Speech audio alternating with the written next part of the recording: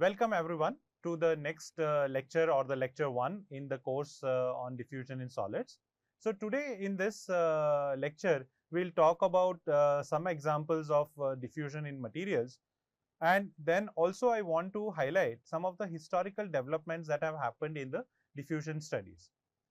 So let us begin. Last class, I started showing you some example of diffusion phenomena that we observe in our daily lives. For example, and we define that the diffusion is nothing but transport of matter which happens due to thermal motion of atoms or molecules. Like I showed you this example, which is the aroma of agarbatti spreading across your room. We also saw the example of dropping a drop of color or liquid ink in the liquid, and we also saw that the rusting that we usually see in the metallic specimens or the metallic components in our daily life. Now, what happens here, that examples that I have taken are all three the different mediums. That means here the atomic movement is happening in different mediums. See, the atomic motion is not only governed by what is moving, but it is also governed by where it is moving. For example, you drive a bicycle. Now you are moving in a forest. The rate at which you move will be different. You move on a plain highway, the rate at which you move will be different. You try to drive your bicycle through water, you will find it much harder. Okay, so the rate at which the atoms or the molecules move is not only dependent upon the type of the atom or the molecule, but it is also depending upon the medium in which it is moving. So here are the examples that I have shown you are the diffusion in gas, liquid and solid. And usually what you see is the diffusion is fastest in gases, then slower it is in liquid, and further very slow in diffusion in solids. So in this particular course, we will be focusing on the diffusion in solids, and we will be covering all the concepts, examples, everything related to diffusion in solids. So before we go to the historical developments, let me just pose a small activity question to you. So basically, you take two glasses, one filled with cold water, another filled with hot water. Now, like the example I showed you before, you place a drop of color or a drop of ink at the bottom of both the beakers. And now you see the rate at which the ink spreads. Do you see any differences? Can you see at what rate, not quantitatively, but qualitatively, how fast it is spreading in hot water or in cold water? Share with us your observations. You can also make a video of this experiment and then upload it in the forum or send your comments. I will be happy to see that. Now, let us look at some landmark in diffusion studies. Actually, the history of diffusion studies is very interesting. A lot of pioneering scientists have contributed to it. So the very first indication came from the Graham's law, which was put by Thomas Graham in 1848. So you see that already we are talking about close to 150, 160 years before. So what he said is that diffusion in gases is inversely proportional to the square root of the density. So that means if a heavier gas will move slower, whereas the lighter gas will move faster.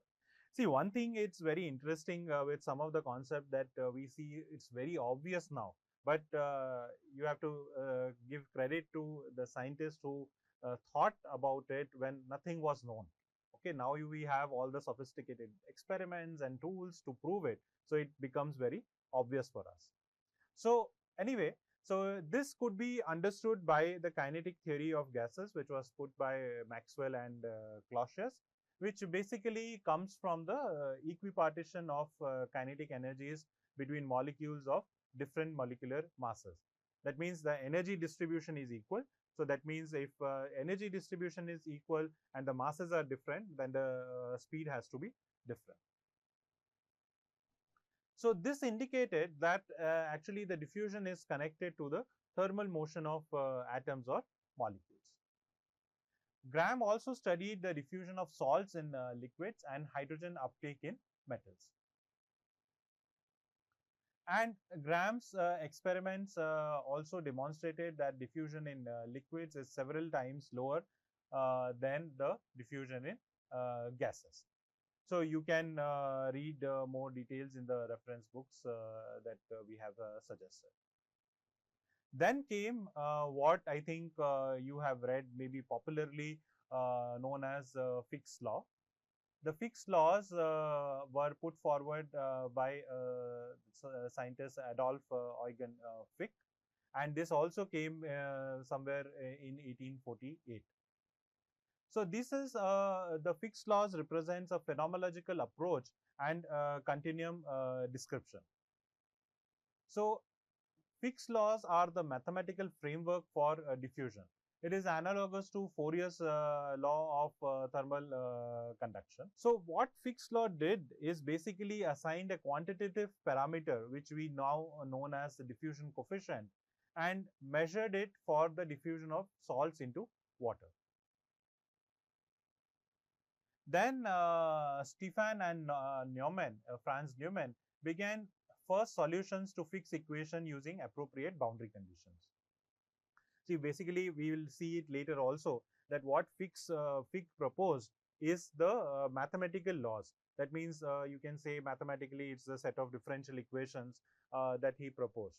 But now to apply those for a particular diffusion related phenomena, what you need is to correctly identify the boundary conditions, and then only you can solve the mathematical equations of the Fick's laws. Now, then next step was the discovery of the solid state diffusion, which was done by the scientist named William Chandler Roberts Austin. And basically, this Austin word may sound familiar to you. There is a famous phase in a material system which is named after him. Think about that as we proceed into the lecture. And what he measured was the diffusion of gold, platinum, and rhodium in liquid lead. And he also measured diffusion of gold, silver, lead in liquid tin, gold in bismuth. Then what he also studied is diffusion of gold in solid lead. And again, as I said, that at that time when you don't have so sophisticated techniques, still what he measured, the values of gold diffusion in solid lead comes very close to the values comes very close to those determined by the modern techniques. So as I said, that a commonly known phase in one of the most widely used alloys is named after Sir Roberts Austin. Can you guess which one? Feel free to post your answers in the forum. Then, followed by the discovery of solid state diffusion, came again an important law which is considered to be true for several thermally activated processes. This is known as Arrhenius law for solid state diffusion. This was proposed by the scientist named Arrhenius. And what he basically talked about is the temperature dependence of the reaction rates and the diffusivities. Later, then came what is called as first measurements of self-diffusion. Now, later we will define these terms self-diffusion and other types of diffusion. But in a very simple terms, if I have to say, it is like in a crystal structure or in a lattice of A, how fast the A atoms themselves will move. So that is known as self-diffusion. So the first measurements of self-diffusion were performed by the scientist named von Hevesy. So he measured self-diffusion in solid and liquid lead using naturally radioactive isotope of lead. So now again one small trivia question. Both Arrhenius and have Nobel Prize. Can you find out in which year and for which work? Did they win for this Arrhenius law or the measurement of self-diffusion, or for any other else? So again, I mean, this is just to make our learning more interesting. I always think that if you combine it with small material quizzes or some additional information, it makes our learning much more joyful and interesting. Coming to the next important landmark in the diffusion studies is the discovery of the Brownian motion, which was done by Robert Brown. I am sure that you have heard of this concept of Brownian motion before.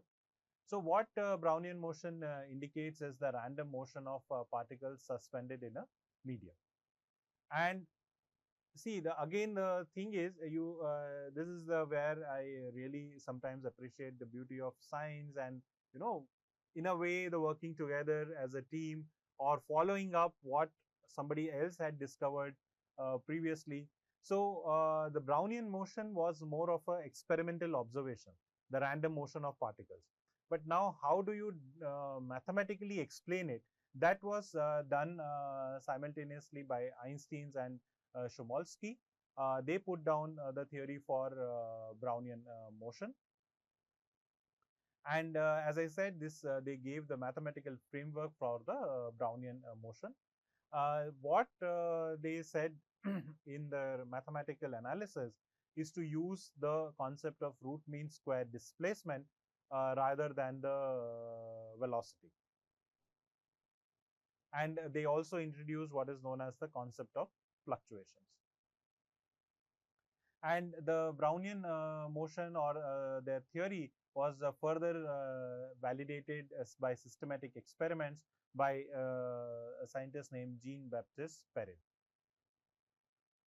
Then later, some of the phenomenal development that happened was the explanation of crystalline solids and atomic defects, the Kirkendall effect, the thermodynamics of irreversible processes, and grain boundary diffusion. So these are some of the more recent developments that came into the field of diffusion, which gave important insights into understanding of diffusional processes in materials. Now, let me give you some example of diffusion related phenomena in materials. I also suggest when you are looking at the video, maybe you can just think of some examples for yourself before and see that if the list is here or not. So the first example that I want to say is the solidification. So I think if you are familiar with this simple phase diagram, this is an isomorphous phase diagram where a liquid and alpha exists as a single phase. The A and B are completely miscible in each other in solid and liquid state. And there is this region of liquid plus alpha. So liquid and solid both exist together. So now imagine if you have, taken your any alloy, let's say of the composition X naught, you take it to a very high temperature such that it is in the liquid phase. Now you bring this alloy to a temperature here, which is indicated by this dashed horizontal line. Now, going by the concept of the phase diagram, you know that at this temperature, when you bring the alloy of composition X naught, it will exist as two phase, one which is the liquid phase, another as the solid phase. So this particular point here, if you draw this, this is known as a tie line, and this composition is written as XB. That means the composition of B in the liquid. This is the composition of B in alpha.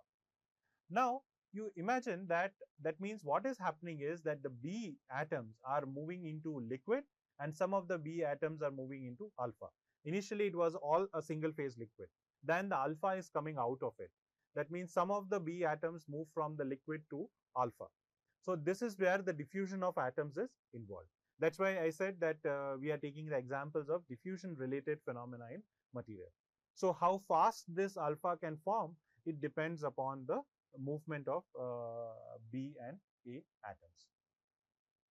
Another example, those who have studied materials or the metallurgical processes before, they know what is known as a grain growth.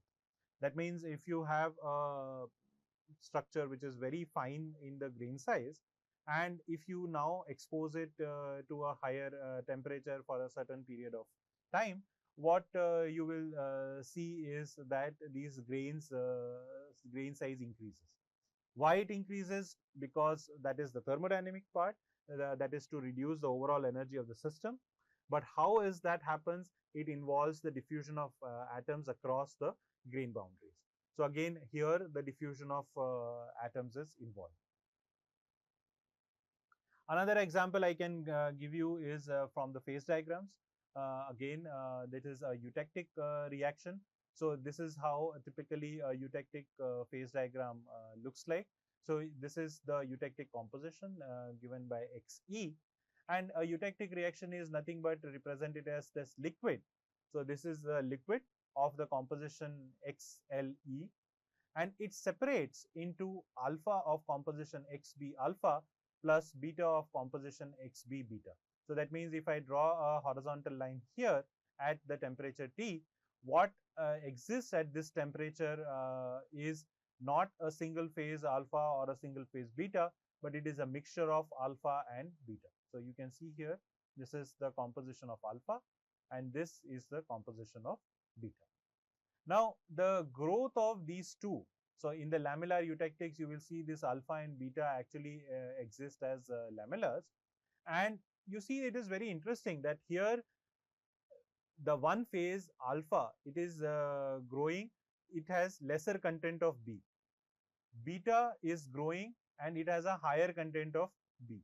And it is accomplished through the diffusion which is happening in the front of the liquid ahead of them. So that means you can imagine that if alpha nucleates, if alpha forms, the excess B atoms are rejected here and a beta forms.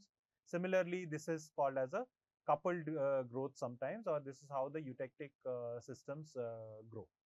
Of course, the eutectic is not the core, or we are not going into the details so much. But what I want to say is that it is the diffusion of atoms which governs or which drives the growth of eutectics. The next example is again another invariant reaction for the phase diagram. Maybe somebody can think for yourself why these are called as invariant reactions. So in a peritectic reaction, what happens is a liquid plus a solid gives another solid. So this is, you can see it in, for example, the classic example is in the case of steels. So the iron carbon system. So you have liquid plus alpha giving a beta. So this reaction, when it happens, so you can see here, this is the liquid and inside it is alpha. And then the liquid plus alpha react and they form this layer of beta, which is indicated in orange color here. So now the further growth of beta, for the further growth of beta to occur, the alpha, atoms from alpha have to come to this interface where they react with liquid and form the another layer of beta. So this is controlled by the solid state diffusion. In fact, because it is controlled by the solid state diffusion, and as the beta grows further and further, the peritectic reaction rate becomes slower and slower. So many times you will see that the peritectic reaction does not even go to the completion. Then another example that I want to say, which is diffusion related phenomena in materials, is the diffusional creep. Creep, you might have heard there are different types of creep that happens. There is a dislocation creep, there is a diffusional creep. So creep is basically a time dependent deformation of materials, which typically happens at a lower stresses, but because of the prolonged exposure to the stress. And there are a couple of types of creeps, for example, a Nabarro herring creep, where the movement of boundary movement or the deformation happens because of the lattice diffusion, that means diffusion through lattice. Then there is also a type of creep known as Coble creep, where the atomic transport happens along the grain boundaries. So again, those who study mechanical behavior and so on, they understand this importance of creep. Creep is particularly important for the materials used in high temperatures. So even if your the stress that is applied, or the stress that is that a component is subjected to, it may be less, but a prolonged exposure to the stress at a relatively high temperature can initiate the deformation creep. Then one more example is about the interdiffusion. That means when two dissimilar metals come into contact with each other, there is a driving force for new phases to form, or for the atoms to move from one end to another, which results in the formation of what we call it as an interdiffusion zone. One common example is in the turbine blades, so where you have a superalloy as a substrate, and you have a bond coat below the thermal barrier coatings. So now when this blade is exposed to higher temperatures, because of the diffusion that is happening, there is a phase formation or development of interdiffusion zone between the bond coat and the substrate. So it can be a solid solution, it can be an intermetallic. The interesting aspects to note here, or what people want to understand, is what phases are developing in the interdiffusion zone and how fast they grow. Then a very important diffusion related phenomena are in the surface treatment of several materials, particularly steel. One example is carburizing, which is shown here, where you basically subject the steel component to be carburized here in a gaseous environment which contains carbon. It allows the carbon diffusion up to a certain depth. Now, if we understand how fast the diffusion of carbon happens in steel, we can determine what is the ideal temperature, what is the time that we should expose the steel piece for carburizing. In fact, carburization is one problem that we will deal in more detail in our upcoming lectures when we are solving the Fick's equation. Oxidation, again another important example. You have seen, I showed you the example of rust in the previous slides, where rust is nothing but iron oxide.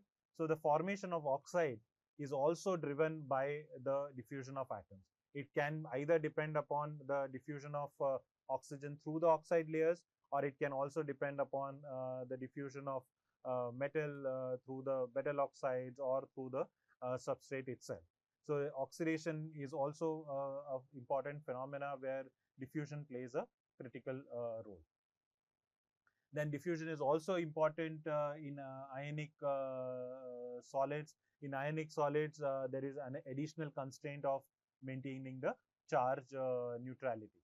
So the idea was to show you that the diffusion related phenomena are several, and they are important in many of the materials. And as you saw in the previous lecture, when I showed you the content, we will also take examples of a lot of different systems, be it metallic alloys, semiconductors, ionic solids, glasses, and see how the diffusion aspects are in each of these systems.